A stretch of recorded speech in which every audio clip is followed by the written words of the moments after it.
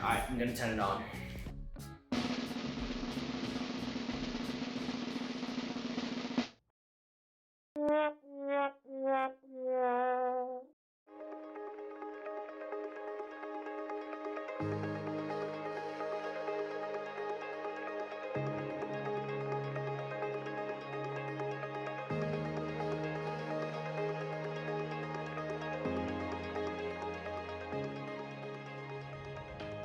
Now for most of the episodes you see here, we shoot it on a Canon C200. This is a workhorse of a camera with 4K video, built-in autofocus, built-in ND filters, great audio inputs. We've also added a larger battery so it will last longer and a larger monitor as well. The only downside to this package is that it is a little bit larger, so whenever we want to do a gimbal shot here or there, it does seem to be a little bit difficult. Either we have to go with a smaller gimbal and strip down all the accessories and run maybe a Ronin S or a Crane 3, or we have to go up to a Ronin 2 or a Movi Pro. Now the problem with those ones is they come in large boxes and cases, so carrying those around does seem to be a little bit more annoying. So that's where hopefully the Crane 3S comes in. It looks to be small enough and it has a 6.5 kilogram payload to take the weight of this setup, or even a bit larger. So we're gonna put it through the paces in this video and see if it's any good.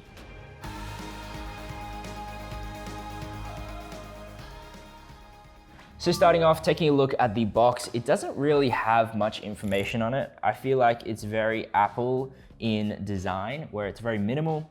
At the bottom here, it says the accessory list, which doesn't have any names, it just shows a bunch of pictures.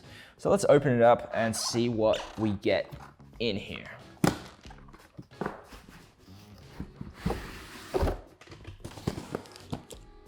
So like pretty much every gimbal nowadays coming out, it comes with a styrofoam box.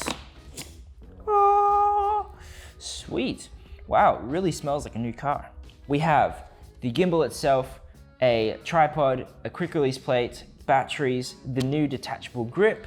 We have a lens support, some USB cables, a raising block for your camera, just in case your lens is a little bigger than your camera body.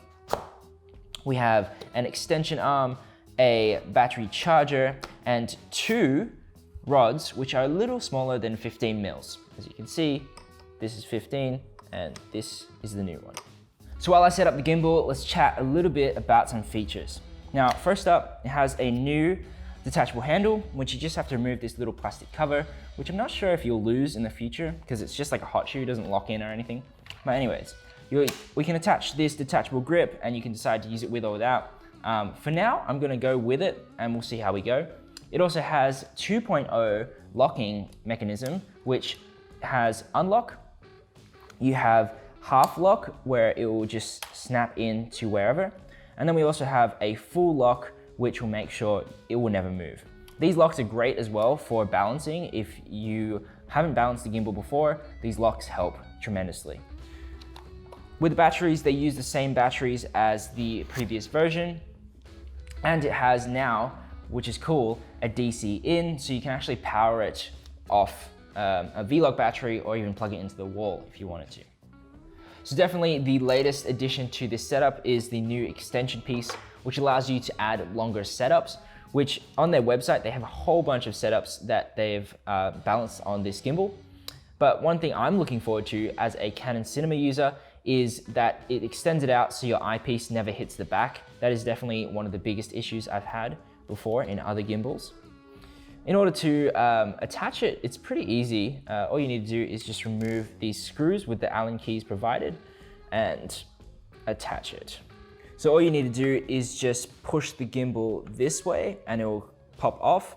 The only thing I'm just trying to do is, I wonder what happens if you want to put it back in the gimbal. Seems a little annoying to push the cable back through, but something for a later issue.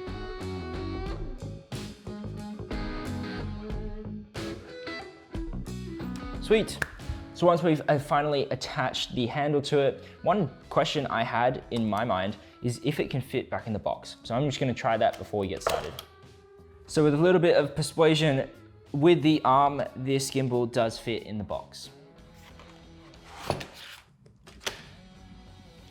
All right, straight off the bat, trying to fit this gimbal with the handle doesn't seem like it's gonna work, but removing the handle on the Canon C200, it's actually not too hard.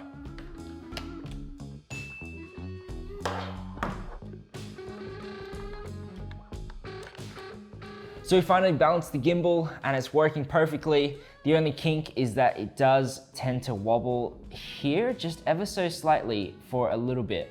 But other than that, it's working well. The process of balancing was pretty good. It did take a little longer because it's such a heavy payload. You do have to hold the camera whilst moving it. That did take a little while to get used to. And the calibration process by far took the longest. Firstly, I balanced the gimbal without the camera on it, watching the actual Zhiyun video, which is in Chinese with English subtitles, but I also watched this other gentleman's video, which I'll link in the description. Next, I balanced the gimbal through the ZY Play app with the camera on it, and it was kind of like I was breaking the camera and the gimbal at the same time. The calibration process is definitely not as easy compared to maybe the Moza Aircross 2, which I recently checked out, or a DJI Ronin S. This is, however, really awesome that you can attach such a long payload and still get that clearance with the back, and you can actually control all the things with your phone. So I can move it around, which is nice, or I can even jump into sync motion. So with that, enough talk, let's take it out and see how it performs.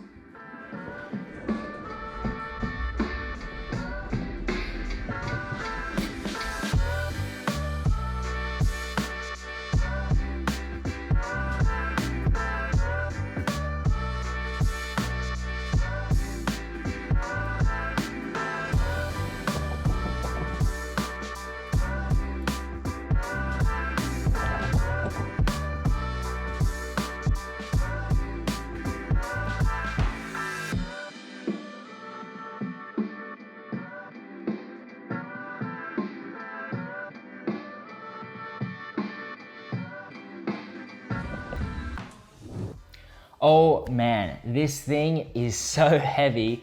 Taking it out for around 15 minutes, my arms are already killing me. I could just imagine how heavy this puppy would be on this gimbal. Now, a few things that I picked up. Firstly, the gimbal is really good and it handled it pretty well in the higher mode. However, when I shot down in underslung mode, it did tend to wobble. As well as I found the controls being on this side. Since I am right-handed and I'm holding the gimbal with my right hand and I'm using this hand, I personally don't use the follow focus, so I'd personally rather have the buttons there so I can easily change, because at the moment I have to actually switch over and press the button, which I found was a little annoying. So I am going to strip down to just the C200 with the lens and the monitor and see if that will do the job. Because I have balanced it twice and calibrated it twice, so we'll see if we get any better results. One thing I forgot to mention is that I'm actually using the standard quick release plate off my Manfrotto tripod instead of the one included, and it does work perfectly. I also do like the lever, how it pushes in the quick release button just to make it a more seamless experience. So now balancing the Canon C200 with the lens and the monitor on the Crane 3S.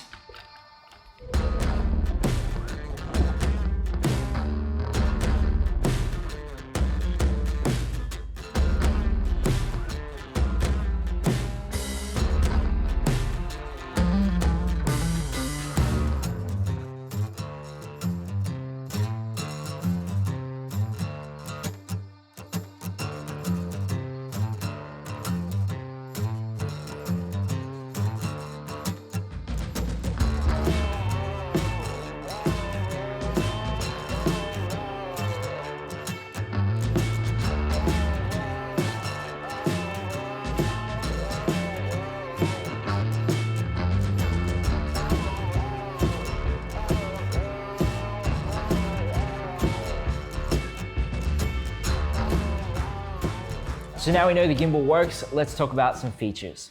Now firstly, the gimbal can hold up to 6.5 kilos as mentioned before, and runs for about 12 hours with the included batteries, but you can also buy an additional module that will plug into the left-hand side of the gimbal, and it gives it up to about 18 hours of battery life. Just underneath the DC in port, you see the follow focus, which is pretty stock standard in most gimbals now. If we jump over to the front, we have a USB port, a USB-C port, and a follow button. Now, if we jump over to the right-hand side of the gimbal, you can see we have a mode button, we have a record button if you plug in the camera to the gimbal, we have a photo button, a POV button, and we also have our on and off button.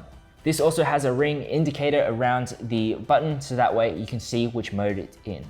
Finally, if you're wondering what this is in the box, this is an extension piece that allows you to put it here. It gives you 3/4-inch screws around it, so that way you can put a monitor attached to it. And since you're blocking the port for the extra handle, you can have another port to attach a tripod.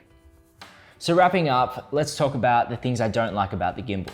Firstly, the joystick at the bottom, I wish was on the handle. That way I can actually use it with one hand and position the camera. Also, the app is very finicky and the calibration process was very, very slow. And I wish it was as easy as maybe the Moser Aircross 2 or a Ronin. Also, the buttons on the right-hand side, I wasn't actually able to see my mode really easily. I had to either pull it out my face and this put more strain on my arms, or I had to switch it over to the other side and then quickly go back. Now, if you're doing in a shot and you're curious to see what mode you're in and you have to slightly go like that, you're obviously gonna make your shot a little bit less smooth. Final gripe is that the locks on the Crane 3, it's nice, they've tried to re-engineer it, but I feel like they're a little bit too easy to flip into locking your gimbal and possibly ruining your shot. We've seen a few cinema cameras released, such as the C300 Mark III, the C500 Mark II, and the PX9 by Sony. So I'm sure that this will fit the bill for a few users out there. Unfortunately, it wasn't able to hold the V-Lock battery at the back as easily as I thought it would, but I do like, however, if you're a C200 user, it has enough clearance at the back so your eyepiece doesn't bump the gimbal. Overall, most of the lenses I own are Canon lenses because I'm able to adapt them to pretty much any camera out there. And that's the same for this gimbal. I feel like it's such a flexible gimbal that you can pretty much adapt it to any camera. Now, if you're using a mirrorless camera or a cinema camera, this gimbal will be able to do the job.